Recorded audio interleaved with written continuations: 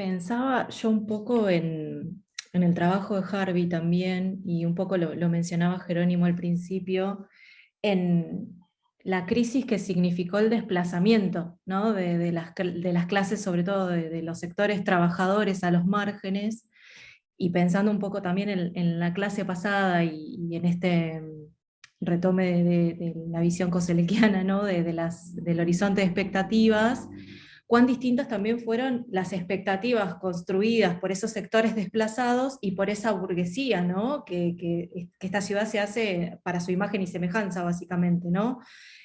Y pensaba en esto en relación al texto de Verne, que me costaba ver como esas diferencias. Sí pensaba en el personaje este de Michelle como esa contradicción hecha cuerpo, y recién cuando decías esto de Baudelaire, se me venía a la cabeza un poema del Spleen, El ojo de los pobres, y que me parece que es como súper gráfico, ¿no? La figura del autor en esa contradicción del enamoramiento que tiene por esa mujer, que lo deslumbra en ese bar, en ese nuevo bulevar, en lo dorado, en la iluminación. Digo, ahí aparece como mucho registro de la transformación de París, y esos pobres que lo miran con esos ojos llenos de hambre, de desesperación, y él en esa contradicción de sentir cierta solidaridad o empatía, pero también en estar sentado ahí en ese café y en la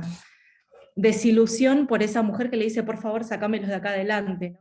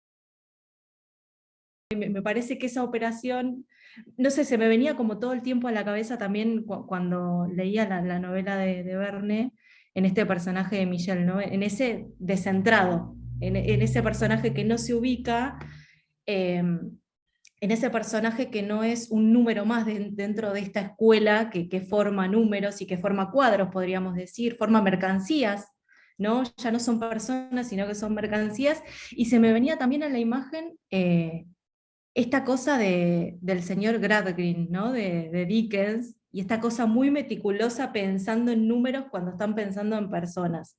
Eh, no sé, se me hizo un lío, perdón si me enrosqué, pero me parece como que hay mucho para No, ningún desarmar. lío, no, no. Y en la materialidad de la ciudad, ¿no? Y lo importante que es pensar esto que menciona Harvey, cómo la ciudad se transforma de un cuerpo vivo después del 48 como en un telón de fondo, ¿no? Pierde como esa organicidad precisamente después de la reestructuración de Osman, ¿no? Y de esa cosa de la línea, de la monumentalidad, de marcar un ritmo para esa multitud. Digo, los grandes bulevares están pensados para eso, ¿no? Para que transite las personas, pero también el capital, la mercancía, bueno, estos nuevos sistemas de transporte. Entonces me parece que hay como un montón de cosas para pensar. Pero no me quiero enroscar porque me da la sensación eso, que estoy como diciendo un montón de cosas y nada, Bueno, pero está bien porque dispara en esas múltiples direcciones. Nosotros, por ejemplo, habíamos pensado como ciertos, vieron que organizamos el curso como alrededor de ciertos núcleos problemáticos, y este que están aludiendo ustedes ahora, ¿no? El de la ciudad, el del Estado, que es el que aparecería en Furia de los Pasajes, lo vamos a trabajar bien la semana que viene, la semana 3, y aparece en distintos capítulos que se los menciono de Verne, que son el 1, donde aparece la Sociedad General de Crédito, el 3, el de la familia eminentemente práctica, entonces ahí aparece toda la descripción de la casa de esa familia, que es notable. En el 5, que se llama, que trata de calculadoras y cajas que se defienden solas, porque ahí aparece el tratamiento de los cuerpos de los trabajadores, ¿no? En los bancos, en el banco, perdón. En el 12, que es opiniones de Quinzona sobre la mujer, porque ahí también aparece como bastante alevosa la representación de la regulación de la vida. Y en el 16, en el demonio de la electricidad, ¿no? Donde también aparece, bueno, esa pregunta: ¿por qué hace el Estado con la tecnología, la ley con la tecnología? Lo de, digamos, la reubicación, ¿no? De las personas a partir de las demoliciones y eso, de hecho está en este pasaje, ¿no? Que comentaba Caro acá al final, y está en varios lugares muy subrayado del libro de los pasajes, y obviamente está en Harvey. Me parece que lo de la mirada de Baudelaire está muy bien.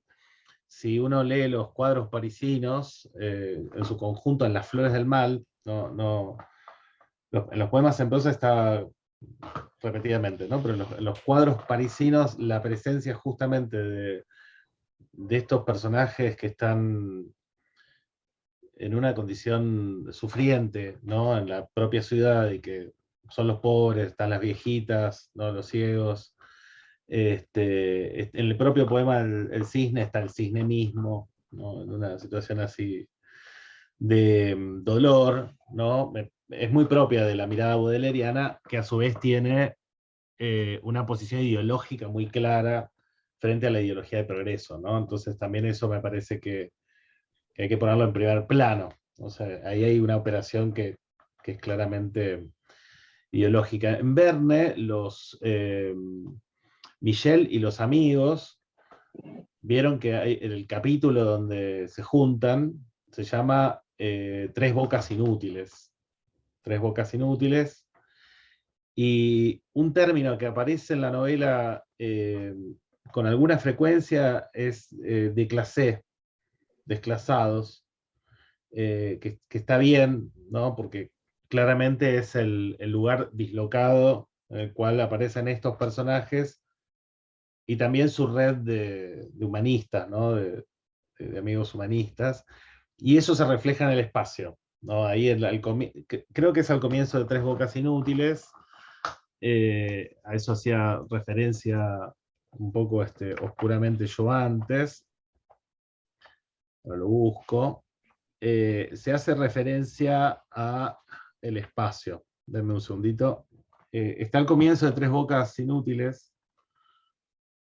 Hace una descripción del espacio, ¿no? Siempre vieron que hay como largas digresiones, a veces tomando como pretexto el movimiento del personaje, que es particular del realismo, pero acá presenta el futuro, ¿no?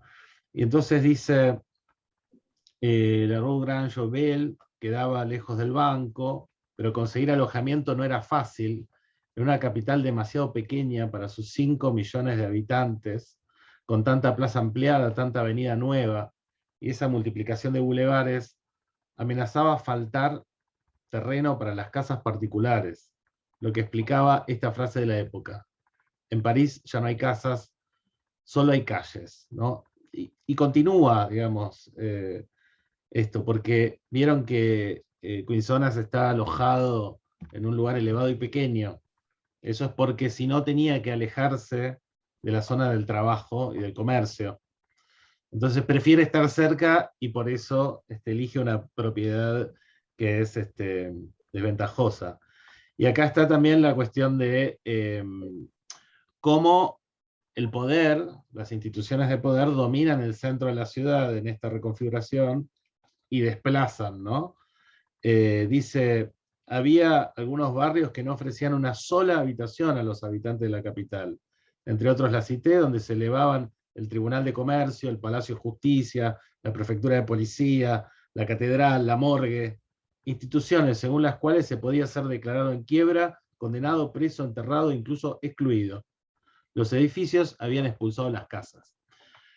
Evidentemente, digo, esa es una también pregunta para hacerse o sea, de qué futuro está hablando, porque parece una descripción caricaturesca del propio presente, ¿no es cierto?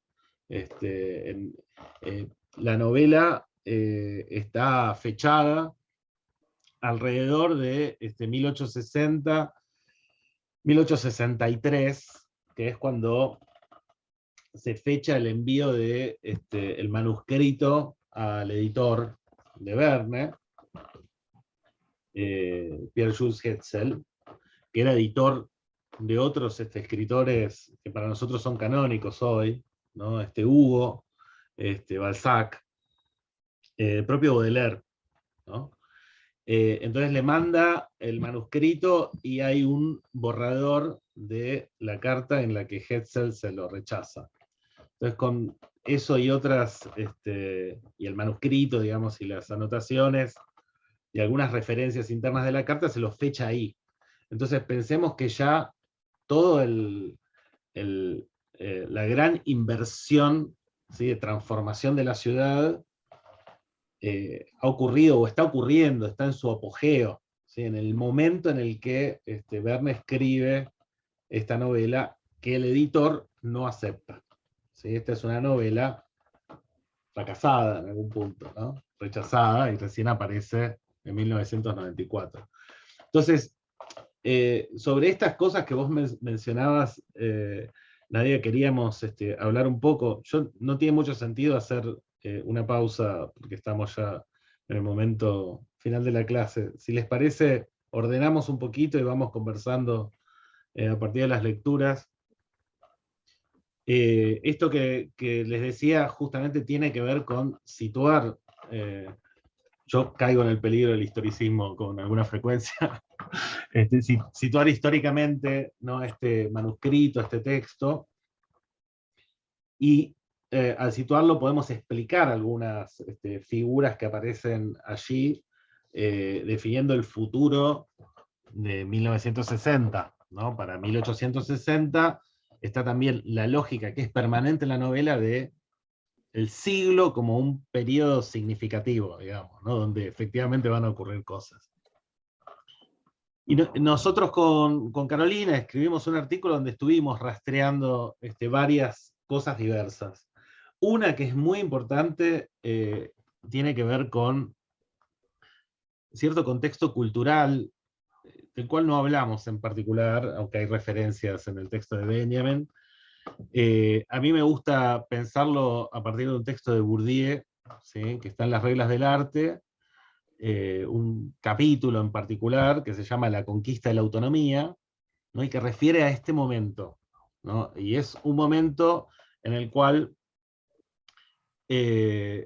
un sector de los productores de arte y de literatura, ¿sí?, empiezan a constituir su práctica como diferente, ¿sí?, de la práctica del arte burgués, es decir, del arte ligado con el Segundo Imperio, digamos, y con el poder en ese momento, que aparece muy representado también en la novela. Digo, es una novela donde la literatura y el arte aparece muy marcadamente, y aparece la representación también del arte ligado al orden social burgués, ¿sí? Y con la impronta del propio Estado, que es el arte del entretenimiento. ¿Sí? Ahí, hacia el final de la novela, pues vamos a ordenar un poquito más. O sea, este desclasado Michel, ¿sí? Es un personaje que está en el momento en el que adquiere su mayoría de edad. Eso también es importante, porque uno de los modelos que está detrás es el de la novela de educación, ¿no? Y entonces está ante la escena de la educación, donde debe incorporarse de algún modo a la sociedad. Y bueno, el problema que tiene este personaje es que su vocación es artística, es poética, en un contexto en el cual esto implica solamente una condena, ¿no? Que es la escena inicial, cuando en la distribución de premios le dan un premio por componer un poema en latín y es abucheado, digamos, ¿no? O sea, la condecoración es también, por decir así, su condena. Entonces toda la novela es justamente el movimiento de este personaje que no encuentra lugar para su vocación en la sociedad, ¿no? Y hacia el final de la novela, una de las salidas que encuentra es trabajar para el Gran Depósito Dramático, que es una institución del Estado, para crear obras de teatro que entretengan a la población, ¿no? Y ahí están las divisiones, todos los tipos de obra, ¿no? Hoy a nosotros nos resulta muy familiar ese modo de producción en la industria cultural y en la industria del espectáculo, ¿no? Incluso la división en géneros. En ese momento tiene que ver con la representación del arte burgués y en particular del teatro.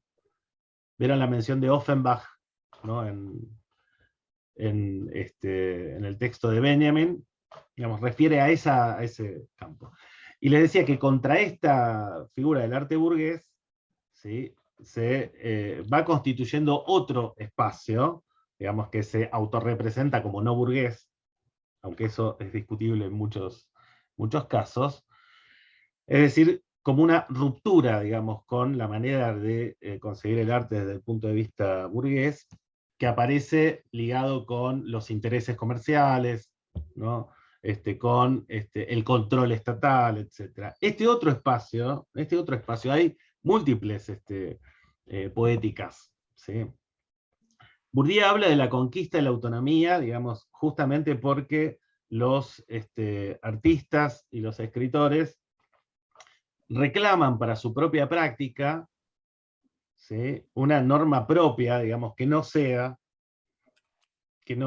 es la que domina el arte de producción burguesa, el arte masivo, el arte de entretenimiento, ¿no? Eso está tanto en poéticas de tipo realista, digamos, que se enfrentan a las poéticas burguesas, como en otras poéticas como el arte por el arte, ¿no? Que reclama justamente, bueno, lo interesante de la novela de Verne, a diferencia de las novelas que nosotros conocemos más de Verne, las canónicas, y de una que es estrictamente contemporánea de este manuscrito, como Las 5 semanas en Globo, es que parece estar justamente trabajando, ¿no? En este terreno, el de la conquista de la autonomía. Es decir, reflexionando sobre las condiciones propias para producir arte, ¿sí?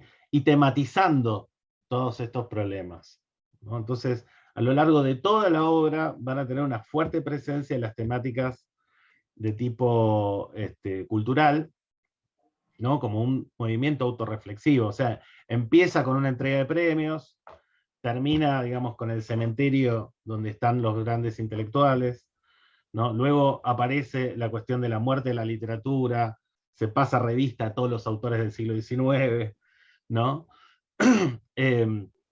Están los diálogos con Quinzonas respecto del arte del futuro, ¿sí? Y el final es digamos, el gran depósito dramático, ¿no? Y este personaje, Michel, no puede adaptarse, ¿sí? A esta escena de producción. O sea, es un personaje desclasado e inadaptado, ¿no? Esa es la escena, digamos, que está en juego en relación con este personaje.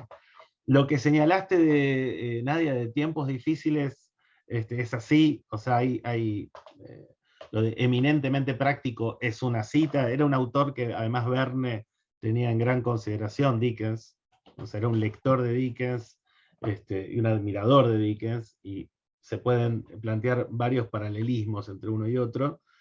Y en este caso además es la novela industrial, digamos, una novela, un género, digamos, de novela, que ya cuando aparece Tiempos Difíciles tiene, digamos, muchos años, es decir, Tiempos Difíciles desde el 54, ¿no?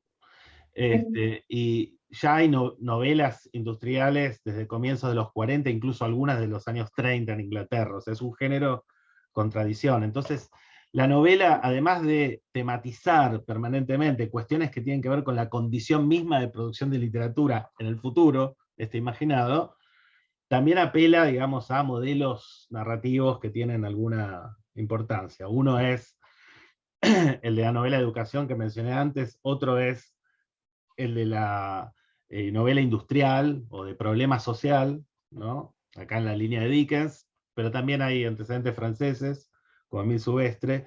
Y el tercero es el de la utopía temporal, ¿sí? Del cual vamos a hablar, va a hablar Gabriel, y van a poder ver el video, digamos, ¿no? Y que comentamos algo la vez pasada en relación a Koselleck. Son esos tres modelos que es una novela, en ese punto, muy cargada de apuestas experimentales, ¿no es cierto? La perspectiva del editor para rechazarla tenía que ver con que era una novela que en realidad tomaba temas ya tratados por otros y no bien resueltos. O sea, el editor cuestionó duramente la terminación de esta novela, y en cuanto a la representación del futuro, le había observado que nadie creería, ¿sí?, en ese momento sus profecías, ¿no? Yo creo que hay que agregar cosas que no están en la carta y que tienen que ver con el contexto político. Claramente, digamos, Hetzel había vuelto del exilio, o sea, piensen que en toda la década del 50, después del 48, muchos intelectuales republicanos se habían exiliado, ¿sí? Habían sido exiliados en realidad. Algunos se habían exiliado, otros habían sido exiliados. Y en el 59 se hace una especie de amnistía, y entonces hay muchos que vuelven. Hetzel, el editor, es uno de los que vuelve, ¿sí? Y monta su negocio en ese momento, en el comienzo de la década del 60, como editor. Es también un escritor, era un personaje bastante complejo. Y en 1863 conoce a Verne y empiezan su relación comercial con 5 semanas en Globo. En ese mismo momento Verne le acerca esta otra novela, que evidentemente es mucho más compleja, digamos, desde el punto de vista de su colocación política, de la crítica ideológica. 5 semanas en Globo no tiene, digamos, prácticamente más que confirmación de todos los valores burgueses, ¿sí?, que dominaban en ese momento. Con lo cual esta es una novela que también pone el dedo en una llaga política que evidentemente no es favorable a los negocios de un editor, ¿no? Ese es otro de los motivos que puede estar en juego para el rechazo. Dos cuestiones importantes que tienen que ver con la cuestión del tiempo y que abro para ver qué opinan ustedes, ¿no? Nadia decía que, bueno, que la ubicación de estos personajes en la novela es esta, la de no poder ubicarse bien, refería incluso a los desplazamientos espaciales, etc., ¿no? Y por otro lado tenemos a las grandes instituciones opresivas. Nadia también decía la mercancía o la conversión en mercancía de los propios sujetos, ¿no?, que quedan todos sometidos a una especie de igualdad.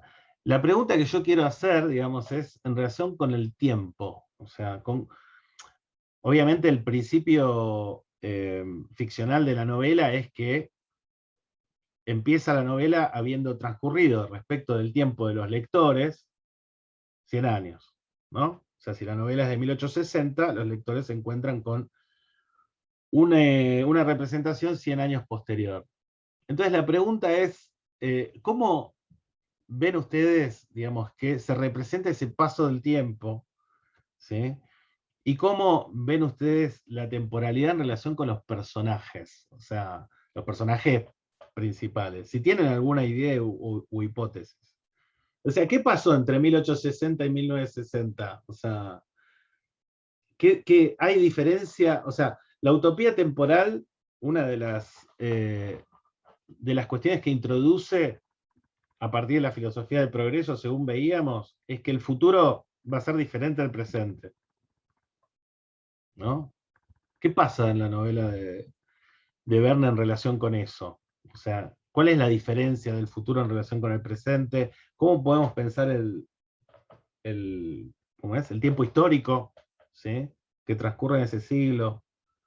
A mí me resulta un poco extraña la manera de, supongo que esto tiene que ver un poco con el carácter experimental de la novela, pero, y pensando en otras utopías temporales donde, digamos, hay una figura que sueña, una figura que se transporta, de alguna manera Michel realmente parece haberse transportado porque tiene un nivel de, si se quiere, desorientación respecto de su propia sociedad, que no es del todo verosímil para alguien que supuestamente creció en esa sociedad.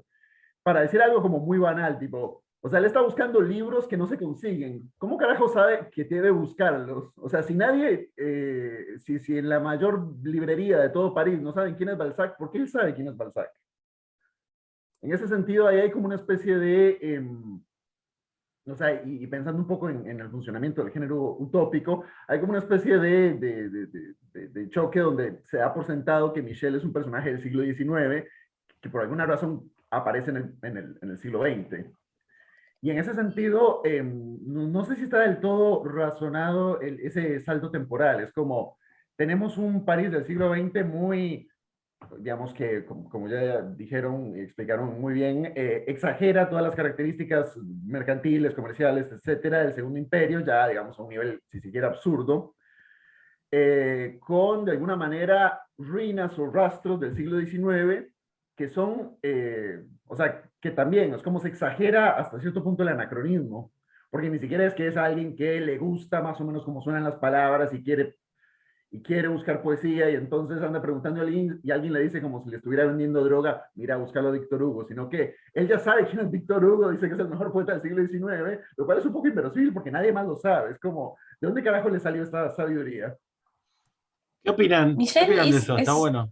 Michelle es hijo de un pianista famoso o muy talentoso, ¿Mm? y yo entiendo que está la cuestión del genio ahí heredado, ¿no? Como una cuestión medio genética que se hereda de padres a hijos, y yo creo que esa iluminación de Michelle tiene que ver con la herencia de su padre. No, totalmente, totalmente. La tendencia, digamos, su afición por el arte, la poesía, etcétera, eso claramente ahí tiene una explicación genética y uno lo puede poner en línea con ciertas tendencias en la novela francesa, Balzac, etcétera. Pero mi punto es que hay, como parece tener información que no debiera tener.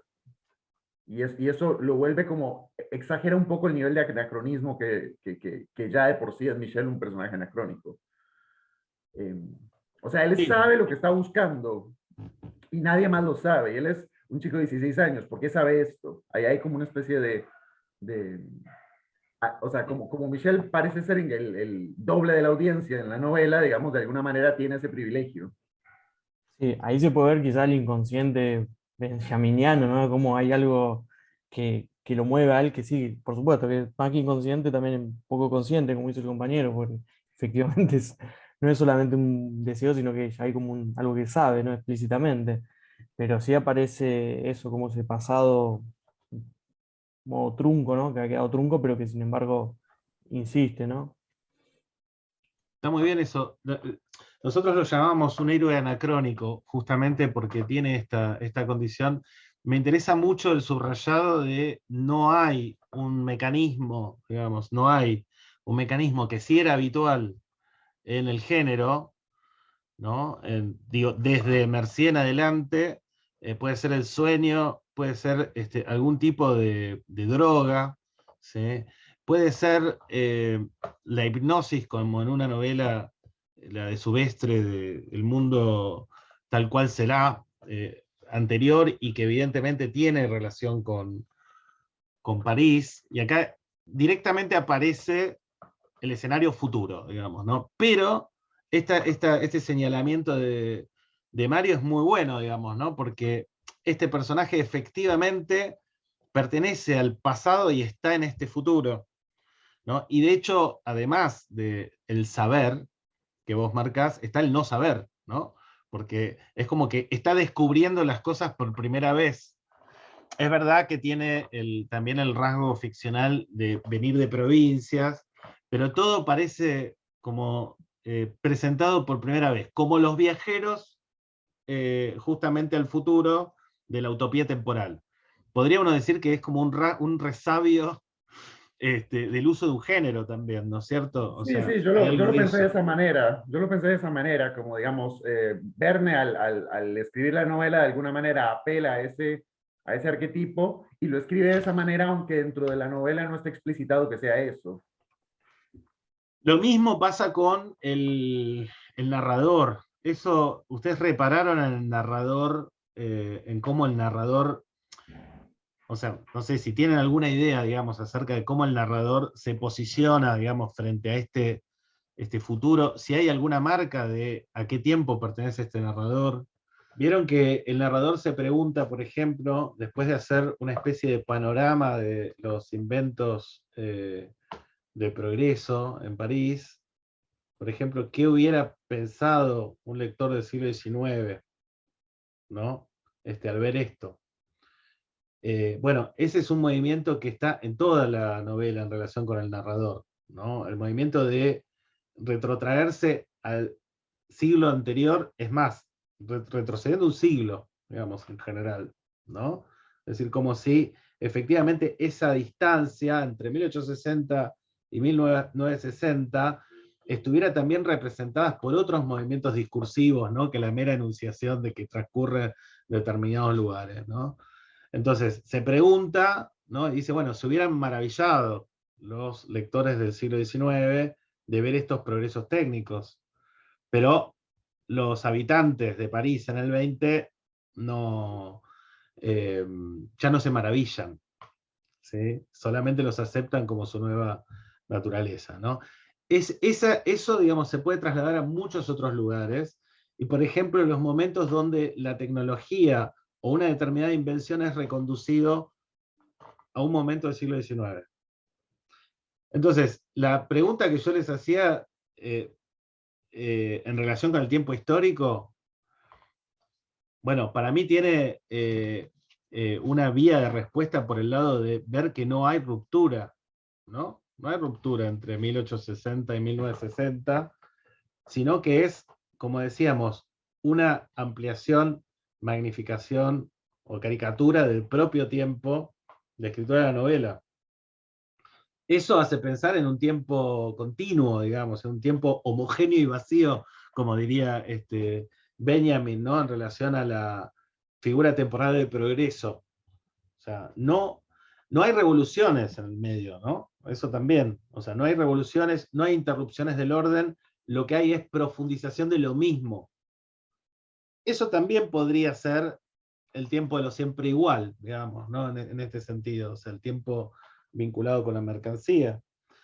Pero hay una diferencia quizás en el modo en que se presentan las instituciones vinculadas al Estado, es decir, las instituciones que controlan, ¿no? a la población de París, que regulan su vida, digamos, que lo organizan y que obviamente expulsan a estos desclasados, ¿no? O sea, esas mismas instituciones producen el efecto de marginarlos. Hay una diferencia entre eso y las tecnologías tal como aparecen, ¿no? Las tecnologías efectivamente no aparecen como moralizadas, ¿no? Como si las tecnologías fueran en sí el problema. Digamos, las tecnologías, diría yo que al revés, digamos, son presentadas en su fase utópica, es decir, por ejemplo, el caso que más nos llamó la atención es el de la red ferroviaria, que está en el segundo capítulo, ¿no? Donde se piensa en una representación del tren sin sus defectos, solo con sus virtudes, ¿sí? Es decir, ¿cuáles son los defectos? Que podía haber accidentes, ¿sí? Y que se generaba humo, digamos, y contaminación. Entonces se piensan trenes sin posibilidad de accidentes y sin contaminación, ¿no? Y son trenes que además avanzan como silenciosamente, ¿no? Es una idealización, ¿no? de este vehículo que es el tren. Y en ese sentido hay una frase que es genial, ¿no? Que dice, parecería que las vías de hierro, los caminos de hierro, perdón, que es la manera que se hacía referencia a las vías, ¿no? Las vías férreas, deberían haber existido siempre, ¿no? Bueno, eso lo saca de la historia y lo lleva al plano de su idealidad, ¿no? de su perfección, de su eternidad, podríamos decir. Entonces, así como las instituciones están presentadas en su, podríamos decir, amplificación de su zona más corruptora, ¿no? Para la humanidad, por otro lado, la tecnología no está puesta en el mismo plano, pero todo, digamos, está atravesado por el mismo tiempo de profundización, o sea, no hay rupturas en ese tiempo histórico. ¿Y qué pasa con el tiempo de los personajes? O sea, con la experiencia temporal de los personajes. El tío que va a visitar él es el que tiene el repositorio, digamos, de estos libros, como el repositorio cultural de todo lo que él está buscando también. Es como un vínculo con eso que decía recién Mario, que él buscaba pero no sabía cómo, y lo encuentra en ese personaje, digamos, como un reservorio de sabiduría, podríamos decir, pero de ese tipo de sabiduría. Y recién cuando decías esto de la industria no moralizada, pensaba también como en esa parte de los utópicos que reivindican la industria, digamos, pero no tienen, digamos, esa capacidad de vincularla con el capitalismo en general, ¿no? Digamos, y con la transformación que implica el capitalismo en relación con la industria. Bueno, cuando decías también lo de Napoleón V y lo del ministro de Embellecimiento, enseguida se me vino, digamos, la imagen de Haussmann, y ahí sí me llamó la atención como esta continuidad. Digo, pensar en un Napoleón V implica, digamos, que no hubo comuna, que, digamos, que hubo un progreso histórico sin demasiadas alteridades, pero sí me llamó la atención eso de este personaje, por ejemplo, que era esto, el que guardaba esos libros que no se consiguen en ninguna parte, digamos, y esa sala de lectura vacía, digamos, a la que nadie concurre, el tipo solitario, esperándolo, ¿no? Que en algún momento iba a venir, era como una profecía autocumplida eso, la llegada de ese sobrino que en algún momento va a llegar, valga la redundancia, y como, no sé, yo lo entendí como una especie de esperanza de este personaje de depositar, digamos, de hacer como el traspaso de mando, ¿no? De legarle esos libros y en esas charlas también de reponer un poco eso que se pierde en esa tecnologización de la humanidad, bueno, como un faro a futuro, ¿no? Digo, pensarlo un poco también así, y cómo él mismo se autoproyecta, ¿no? En ese lugar, en esas charlas que piensa con el tío, cómo espera los domingos para ir a visitarlo, para escucharlo, y ese recorrido que hace por los libros me pareció también súper interesante, ¿no? Cómo va catalogando cada uno de los autores y esas experiencias de escritura también con determinadas características, ¿no? Y cómo eso se convierte en la narración de la narración, eso me pareció súper interesante. Es muy Perdón, quiero metaliterario, ¿no? aclarar, Sí, quiero Paula. agregar algo a este comentario, Sí. que me parece re interesante en el tío de él, no me recuerdo su nombre, que él se Juvenal. autorreconoce también como una mala influencia, cuando en un principio su sobrino quiere estar con él, que le enseñe cosas, él le dice, no, mejor anda a trabajar, algún día nos vamos a ver, va a llegar el momento, ¿no? Pero como esta cuestión de soy una mala influencia para vos, vos tenés que insertarte en tu trabajo y ser funcional, porque es lo que va a ser mejor para vos, para tu futuro. Totalmente. Porque además está la otra familia, ¿no? O sea, ahí están los dos modelos en juego. Está la familia adoptada, ¿sí? Y esa familia está totalmente integrada, ¿no? Es la que... Ahí hay algo que está interesante, que son los dos tiempos, ¿no? O sea, el tiempo del trabajo y el otro tiempo que tiene que ver con esta cofradía de de humanistas, llamémosle, de humanistas, que justamente aparece en el tiempo de la vacación. O sea, cuando no le dice, bueno, vas a empezar, tenés un día de vacaciones, ahí es cuando ingresa la librería y la biblioteca, ¿no? Y cuando se enlaza con el tío. Entonces, están los dos tiempos, ¿no? El tiempo del trabajo, que evidentemente no puede, al que no puede acoplarse este personaje, y el otro tiempo, que es el espacio de la conversación, de la recuperación de este pasado se ha vuelto anacrónico, etc. Ahora, y ya vamos a ir cerrando porque es tarde, pero me interesa, ya que estamos con esto, ¿no? ¿Cómo ven la posición del narrador, digamos, en general, respecto de este mundo de humanistas, de este mundo de personajes que anhelan, digamos, aquello que se perdió, digamos? O sea, la literatura está muerta, ¿no? Dice, es una frase que parece el postestructuralismo francés. La literatura está muerta, nadie lee, ¿no? Esa es la experiencia del tío en la biblioteca. Los libros, el ejército es hermoso, está en su biblioteca personal, digamos, en las afueras de la ciudad, y la novela termina, digamos, con los muertos efectivos, ¿no? En el cementerio. Entonces, por un lado, parecería que es el refugio para evocar un programa no muy feliz de cultura, el refugio de la cultura, digamos, ¿no? Frente al avance de la tecnología, digamos, pero ¿cuál es la posición del narrador frente a esto? ¿Podríamos identificarlo con ese lugar de defensa de la cultura dañada por la tecnología o no? ¿Cómo lo percibieron en la lectura? O sea, ¿el narrador está con el tío y con el héroe, por decir así, o es otra la construcción que hay? O no tiene pronunciamientos. Y en general es en contra, es como, es una novela más bien satírica. Hay algunos momentos donde amaga con simpatizar con el pobre Michel, pero en general lo mira con bastante sorna. ¿Están de acuerdo? Yo creo que tiene un tono medio condescendiente. Al menos noté. Digo, porque ahí hay una clave, ¿no es cierto? O sea, para definir justamente o investigar la posición de la novela, hay que pensar qué pasa con ese narrador, ¿no es cierto? Y con toda la construcción también del diseño de la novela.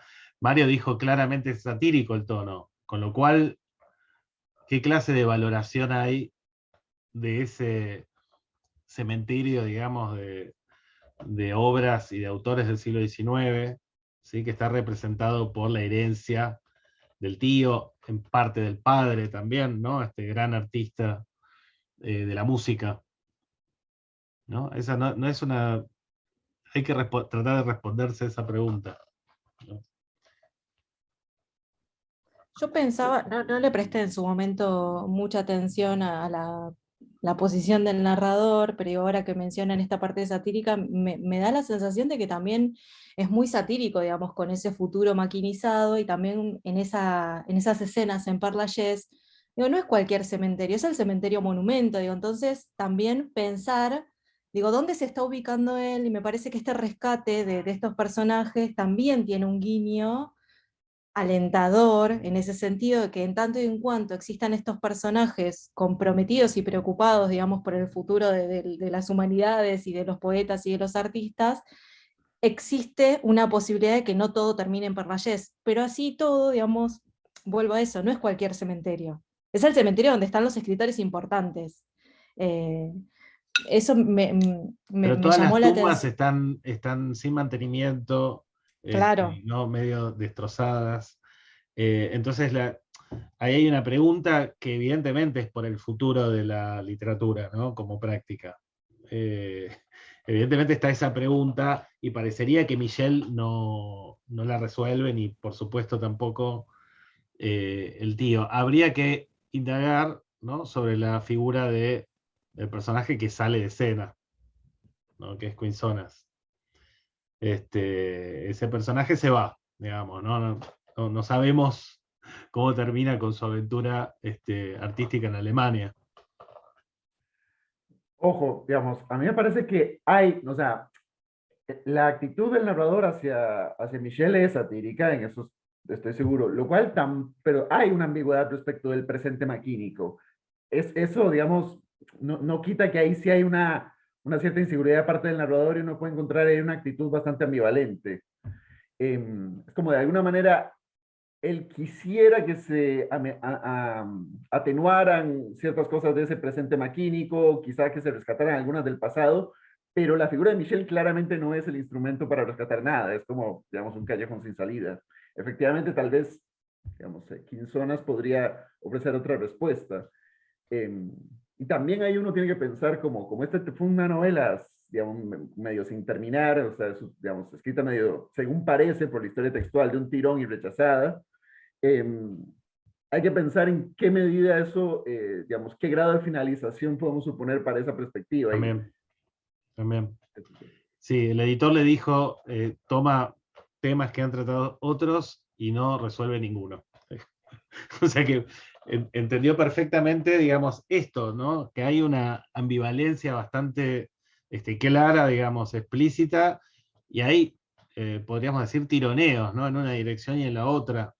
Entonces, habría que ver si efectivamente eso tiene que ver con el diseño de la novela. Parecería que sí, por lo menos en el estado en el que la recibimos. Sí, igual ya cortamos. Y porque afecta a todo el diseño de la novela, no solamente a algunas contradicciones puntuales que puede haber, ¿no? Bueno, si les parece, dejamos acá la clase. Nos veríamos entonces en 2 semanas. Ya hizo los anuncios respectivos Caro, y van a tener el dossier, ¿sí? O sea que volveríamos un poco a la novela, enfocándonos en las cuestiones de orden social futuro, ¿sí? Y trabajaríamos con esos fragmentos, ¿no?, que les vamos a dejar de distintos autores vinculados con el pensamiento sobre el orden social futuro. Seguimos Así que por el campus, igual nos comunicamos cualquier cosa. perfecto. Gracias por la atención.